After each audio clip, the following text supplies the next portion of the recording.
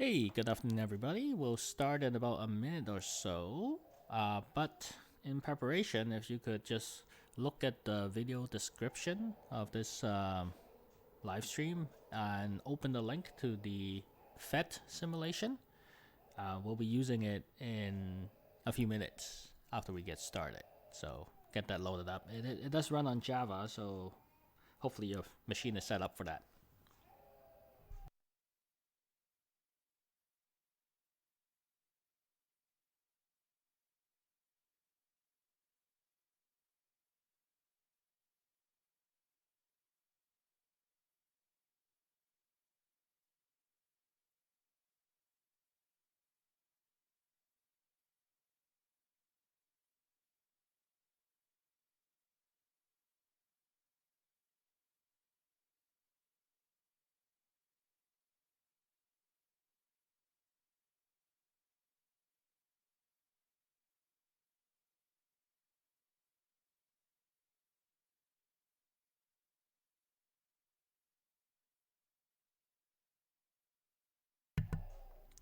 All right, then. I guess we'll gently get started.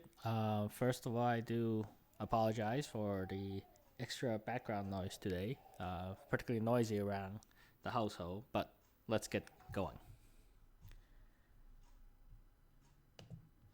So, magnetic induction. Today we're moving on to basically the second last week of the course material. Times is passing by so quickly. But last week we talked about the parallelism between electric and magnetic fields. And we went through this whole thing, right? How, actually, technically, that was 2 weeks ago, but there's some similarity with electric and magnetic fields, and there's some differences as well, right? There's, in this case, some difference in the direction of how everything works.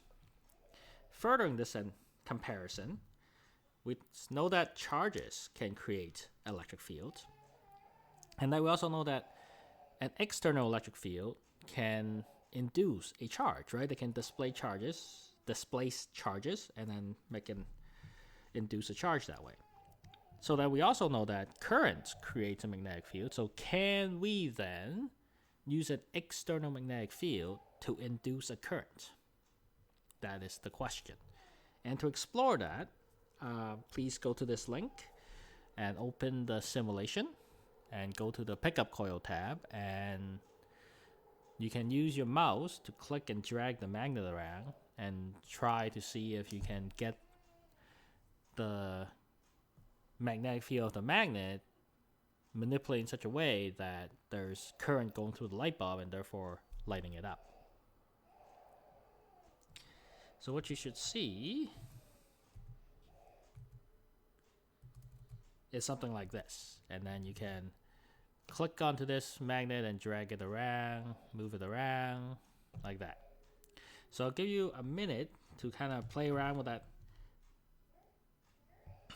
simulation, and then if you find a particularly good way that works to create the current, please type something in the chat to let everyone know. So 1 minute starting now.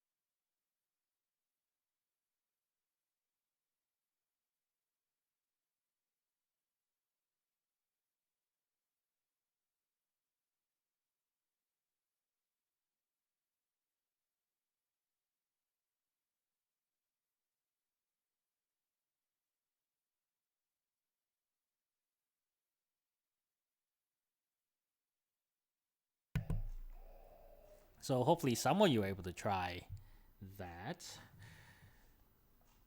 Not seeing very much in the chat area, so I guess I'll do it. All right. So the thing to notice is that yes, you have a lot of magnetic field right near the end of the magnet, right? That's where magnetic fields are nice and concentrated. But it's not a matter of just putting magnetic field in the loop. That doesn't work.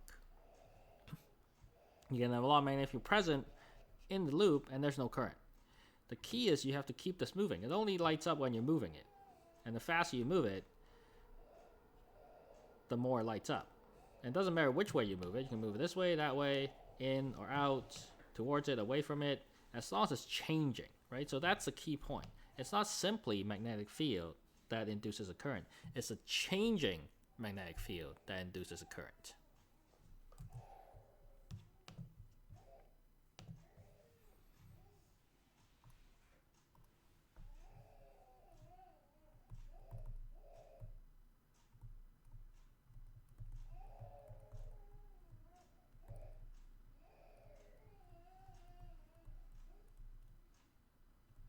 And I'll highlight again this idea of change. It's a change that really matters. And on top of that, because we're talking about current goes in loops, right? So then if you have a loop with a current through it, it encloses a certain area, right? So then to properly express how much magnetic field goes through it's this loop, we use not magnetic field, but magnetic flux, right? Defined exactly the same way as we would electric flux, right? In this case, it's not a closed surface, it's a flat surface, so there's no circle, but it is the integral, right? If you have a surface and then you have a little chunk of area, dA, with the vector perpendicular to that, and then you have B, you take the dot product, you find what is the parallel component that therefore goes through your area. So it's the change in magnetic flux that would end up inducing a current. We'll deal with the quantitative equation, which is Faraday's law, in a minute, but I want to really spend some time thinking about the direction first, because that's probably the trickiest part of this whole thing. In fact, this direction is so involved, I guess. It's got whole other law named after it called Lenz's law. But to demonstrate that, I want to go to this particular demo. So I'm just going to open up my camera. So you can see here, actually I'll stand in front of it so you get better contrast. There's basically 4 rods, right? This is plastic, brass, aluminum, and copper. And on each of these, there's a little ring, like that. These are actually magnets. The ring is a magnet here. And you can test that by looking at using a magnetoscope. Let's go, boop. Oh, the magnetic field, in fact, goes up and down. In this case, it's South Pole on top and North Pole on the bottom, on all of them. And also, I want you to notice that none of these these rods, in fact, they're hollow pipes, none of these is magnetic. There's no response with the magnetoscope. So these are magnets. These are magnets. So in a little bit, I'm going to flip this thing around so all the magnets will just fall, right? So what do you expect to see is the question. So I'll give you 30 seconds to type some kind of predictions into the chat, just to share with everyone.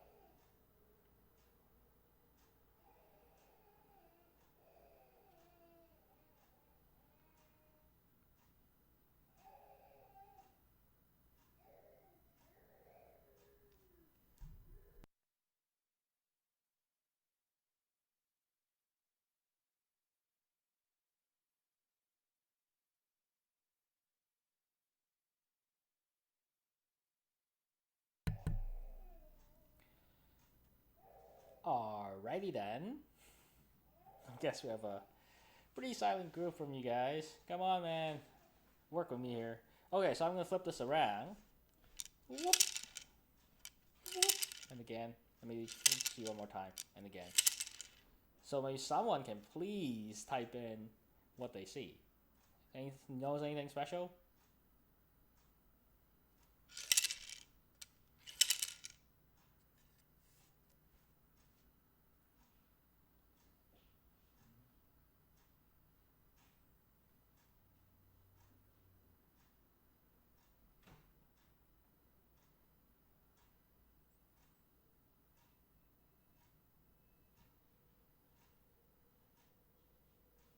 So hopefully you would have seen that they would have fall at different rates, right? It's faster for this one, just falling like normal. But for over here, for the copper, it seems like something is holding it up. It kind of floats. Thank you, Clive. So it seems to be floating a little bit. It's kind of eerie to look at that. So how does it all work?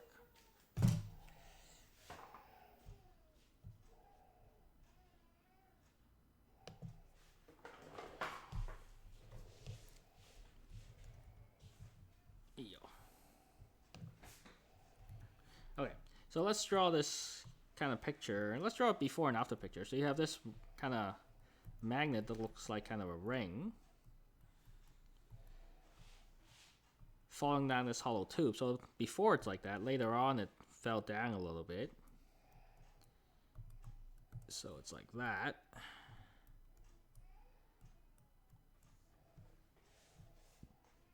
Let's say the North Pole's on top, just for sake of argument.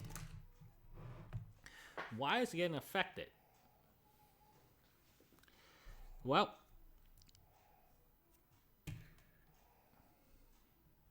you could see that as you drop, as the magnet drops,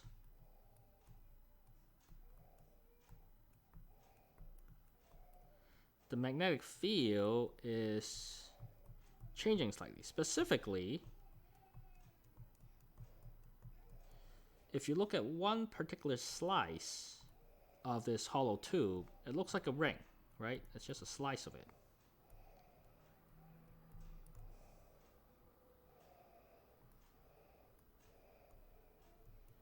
You can see that as the magnet drops, the amount of magnetic flux through this loop is changing. So, similar to what we have observed, we're going to get, so changing magnetic flux, therefore you have some induced current. And this current in the loop will make it act like an electromagnet, right? So therefore that creates some kind of induced magnetic field. We're going to get into the direction in a minute, but the long and short of it is that the direction is specifically set up to resist the movement, the downward movement of the magnet. And this principle is kind of enshrined, I guess, in Lenz's law.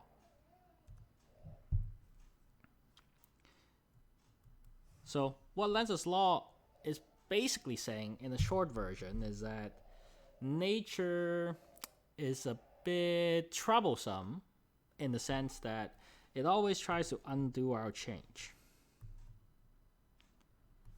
But that's easy to kind of stick in your mind, but it's not super accurate in the sense that nature doesn't have intention. It's not like it's out to get us, right? It's more like a conservation of energy kind of rationalization, because if you have a change in B, you're going to induce an I, which in turn creates some other magnetic field, right? But if we create magnetic field in the same way the change was, if they're in the same direction, then it just gets into a positive feedback loop and the whole thing just explodes, right? And we don't see these kind of random explosive behavior around us. So in order for that not to happen, whatever the magnetic field created must oppose the initial change. And that's basically Lenz's law. And we can use this principle to determine the direction of my induced current.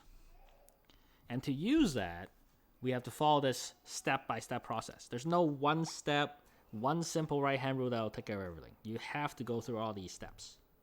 I have to go through all these steps. And what are these steps?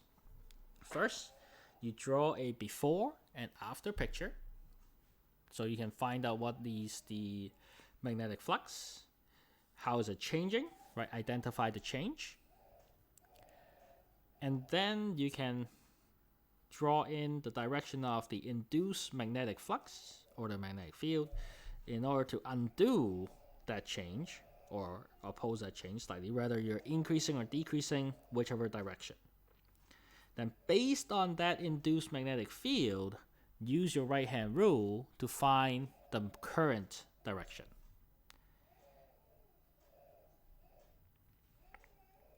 So let's apply that to our situation here.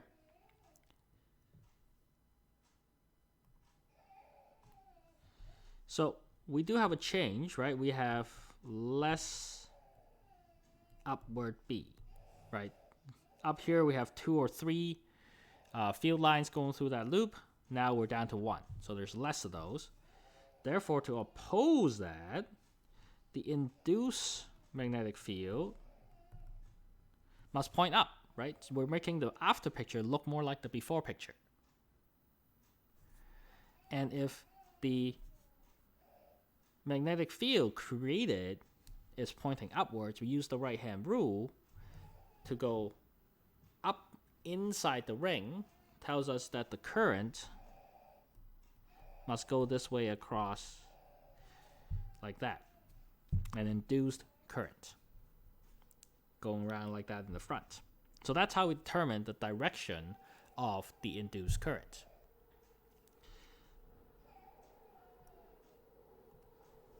But in terms of how it interacts with the magnet, you can see that we have magnetic field pointing up. So that's like having a north and a south pole magnet here. So we're attracting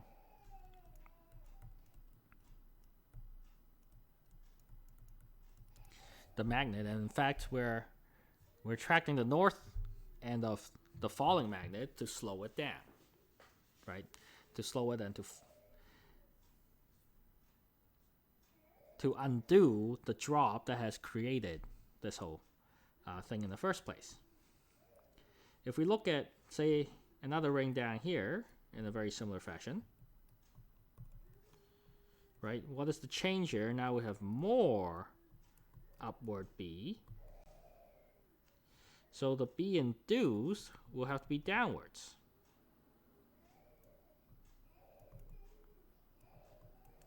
And so the current,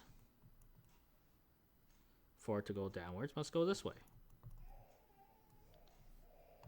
In terms of considering it as a magnet,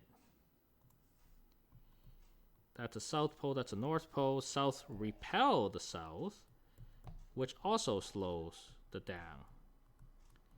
downwards fall. Right. Both ends is consistent with the idea that this magnetic induction opposes the change that causes it to happen in the first place. And that's how all this direction gets established.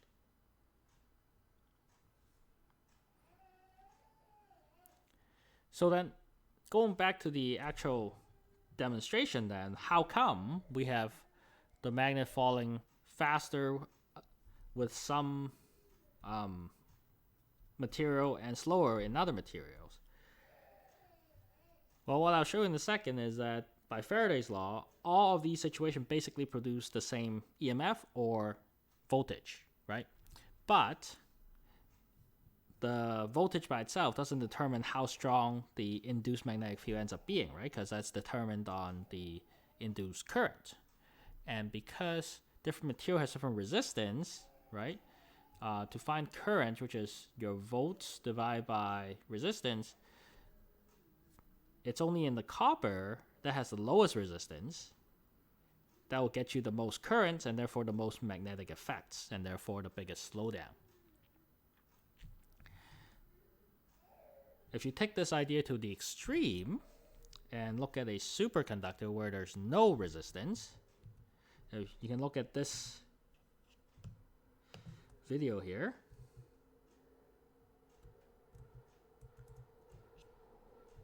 So I won't show you the whole thing, but you can definitely watch the whole thing from front to end. But what they have here is a slab of superconductor. They're cooling it down with probably liquid nitrogen of some sort, just so that it gets down to the temperature where it is superconducting. And this shiny thing here is a magnet.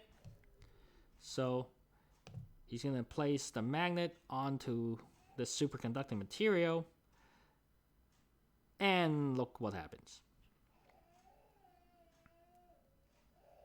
Because there's no resistance within the superconductor, the basic idea is that you're going to create as much current as necessary to completely resist the drop of the magnet.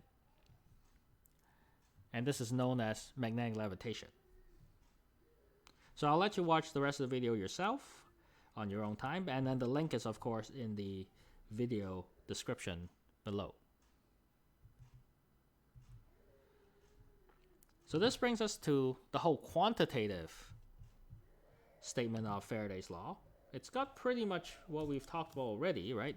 We're looking at the magnetic flux. Sometimes I use M, sometimes I use B. It's probably fine either way. But we're talking about how fast that's changing, right? We need a changing magnetic flux in time, so we're taking the time derivative. But we might have more than one loop. So this is just the number of loops. And this negative sign here is to remind us basically of Lenz's law. Now, it's not as simple as applying a negative sign, of course, right? Usually with these Faraday law things, you have to deal with the magnitude and the direction separately. But the negative sign reminds us that we have to go through that whole process of finding out what's a change, how do you oppose that change, what is that direction of the current. And then that whole thing, it's equal to the EMF induced. No other constants involved.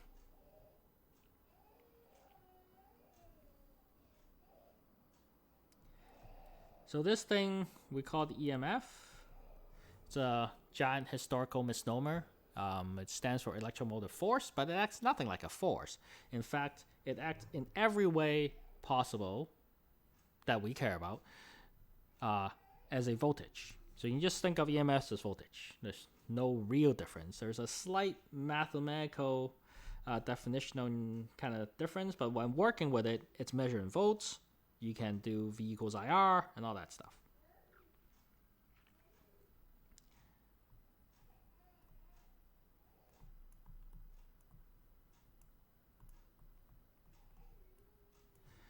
And you have some kind of voltage around a closed loop, which seems odd initially, right? Because that's saying if you go around a loop and go back to the same point, you get a non-zero voltage.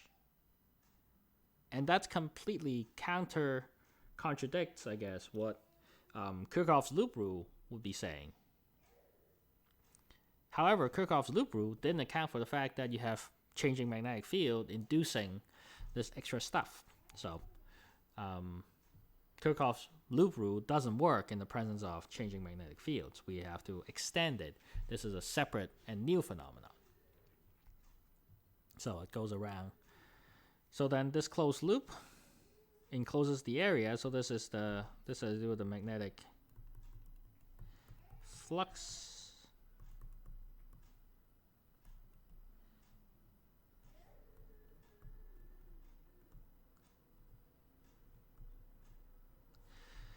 Through an area enclosed by the loop. And that's Faraday's law.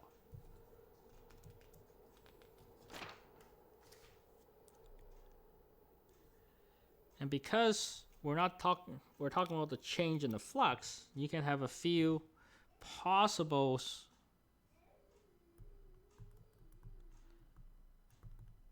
strategy, I guess, to induce some kind of EMF, right? You can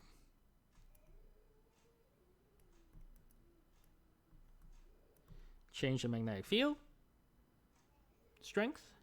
So that's like you have a certain area of a loop, you have a strong field to begin with, and later on you have a weak field, right? You change the B, you can change the flux. No problem there. You can change the area, of course, right? You can have a field with a big area and then the same field, but now enclosing a small area. Other ways your textbook can kind of show and make this work. It's like if you have a region with a field, but then you have a loop that moves into it, right? More and more of the loop actually is included in the field. That's another way of changing the area. Or another example, if you have a U-shaped rail kind of thing, and then you're moving this thing over like that, then you can also get a changing area.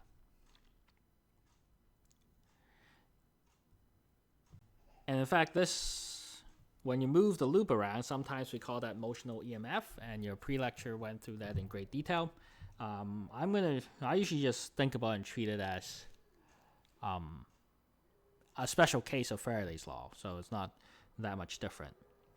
But one more way you can do this, which is a little more subtle, is that this dot product here will depend on the orientation between B and A. So you can also change your orientation and not just change the size of B and A themselves. So you could have perhaps like this, your loop goes like that, and then later on you're spinning the loop so it goes like a little tilted like that, so you spin it. So all those possible ways there's probably an example for each one of these ways in the video example, so please do check those out. They will show you step by step how to solve these kind of problems. And if you have any questions about that, please email me. One little extension I like to do here is that we also talk about how this is EMF, which is a voltage, right? And then voltage is it's a line integral of E dot dl. And in the context of Faraday's law, we're talking about a closed loop. So we can make this into a closed loop integral. So this is a loop integral for electric field. In fact, this is going to be very similar to how we did Ampere's law, right? We did a loop integral magnetic field there, but here with electric field. And this holds true even if there's no wire to have currents around, right? You can still have an electric field created. And then on this side, you're left with d dt b dot dA.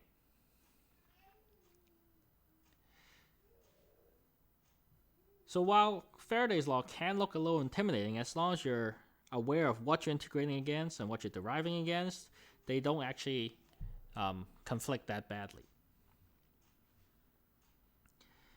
But why I want to bring this up in particular is because what this is telling us is then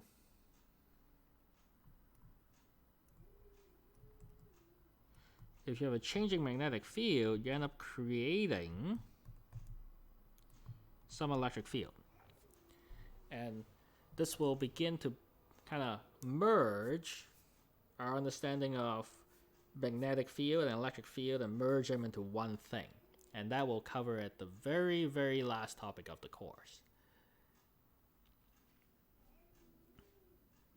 We're just going to put this here so that we're well prepared for that.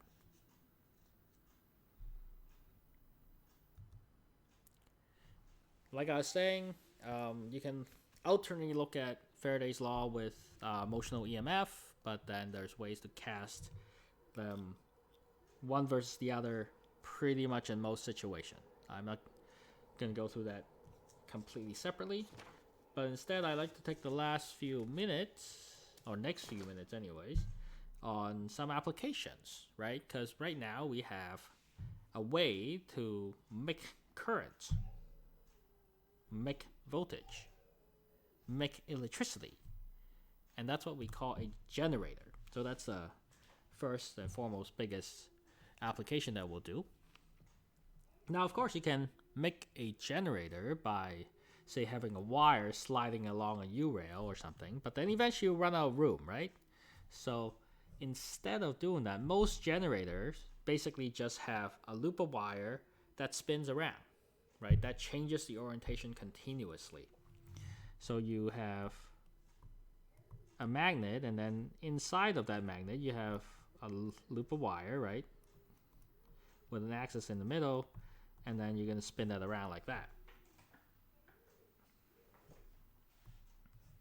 So as you spin, the orientation keeps changing, and therefore your flux keeps changing, and therefore you induce an EMF and therefore current.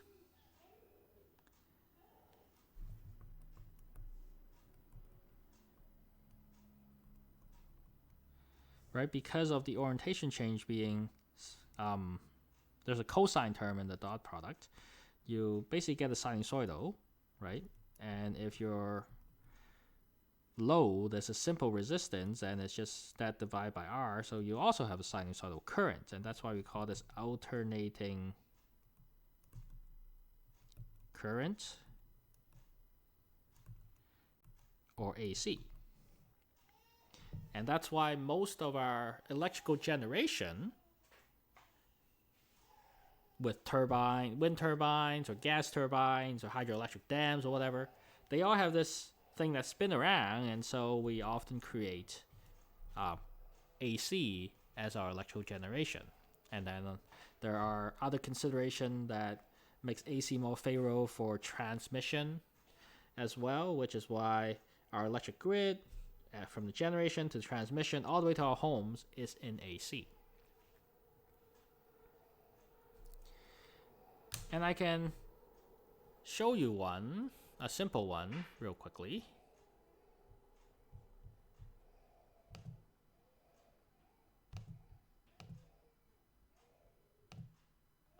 So here we have a lovely little light bulb that you would have used before. And this is one of these hand crank generators. It's not really like super useful for emergency or whatever, but as I crank this, you see that the light bulb lights up. Nothing too crazy surprising. I can go both ways, and the light bulb works no matter which way the current goes, right?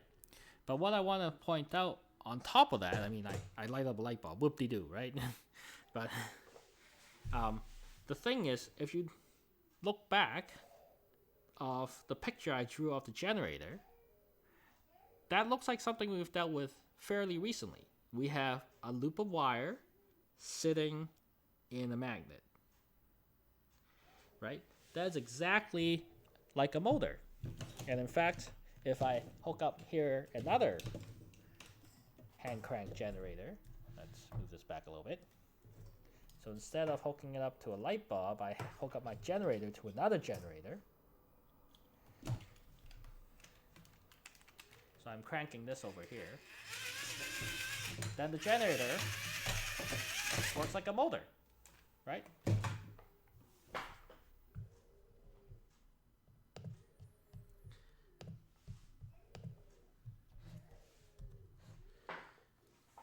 So, in fact, a generator is in many sense the exact opposite of a motor.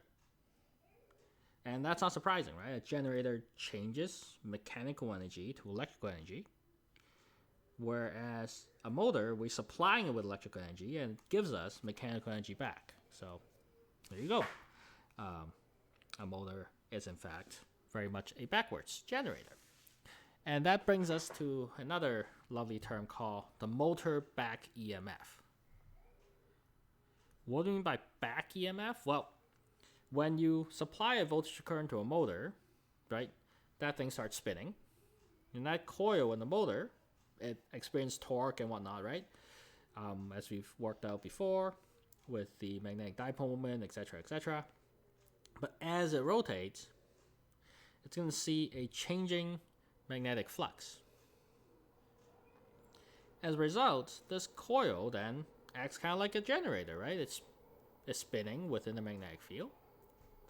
So you end up creating an EMF or voltage, but by Lenz's law, it's going to oppose the original voltage input. And that's why we call it the back EMF, because it's opposite in direction to the supply voltage. What this effectively does is it reduces the potential difference available in the winding to get you the current, so it reduces the current and then reduces the torque. Now that's not necessarily a bug, but in fact could be a feature, right? And you're going to get maximum torque when you have no speed. That's really what it boils down to. And so that's why for a lot of electric vehicles nowadays, big giant cars with big giant electric motors in them, you have the biggest possible torque available to you when you're just starting up. That's probably when you need the torque anyways, because that's when you want to accelerate.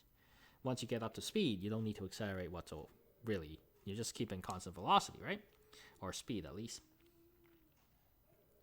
So that's why for a lot of electric cars, they have what's called high low-end torque, right? At low speed, you get a good amount of torque, and that's why they perform so well in like a 0 to 100 kind of test, because they're really good at accelerating off the start. And as fast as they move faster and faster, you have to overcome this back EMF. But at the very beginning, you have the maximum torque available to you.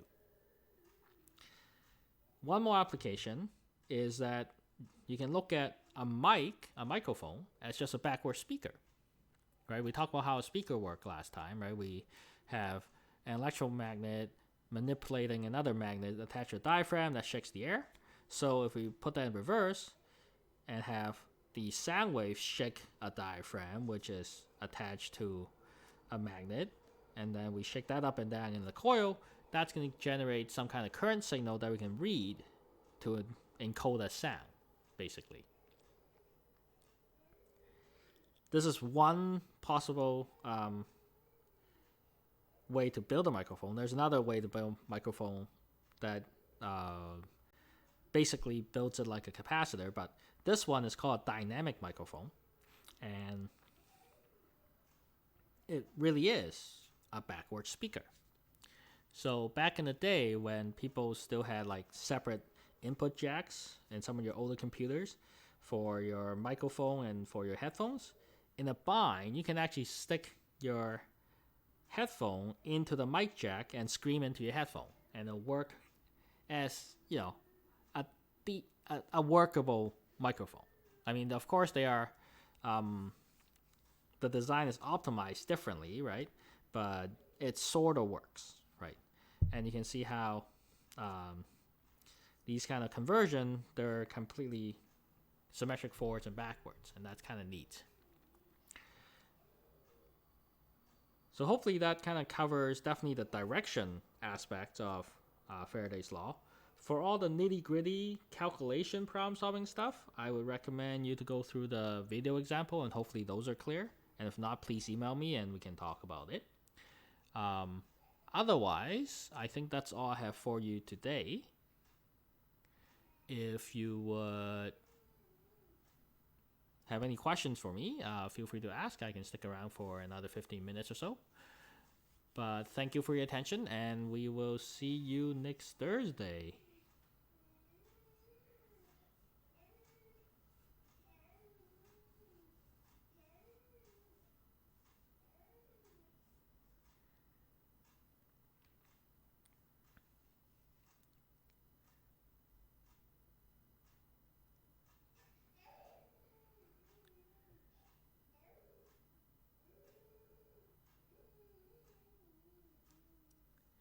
Also, if anyone has any quick feedback about how the midterm went, I would love some of that as well. But otherwise, I'm just twirling my thumbs here, waiting for questions. So.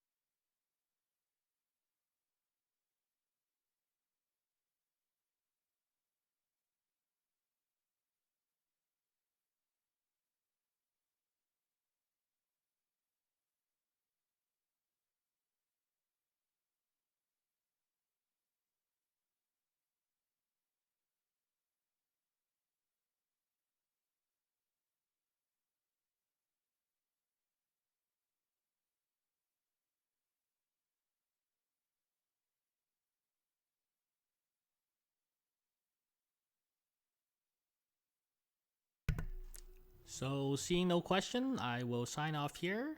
But if you have any, please email me. Thank you. Goodbye.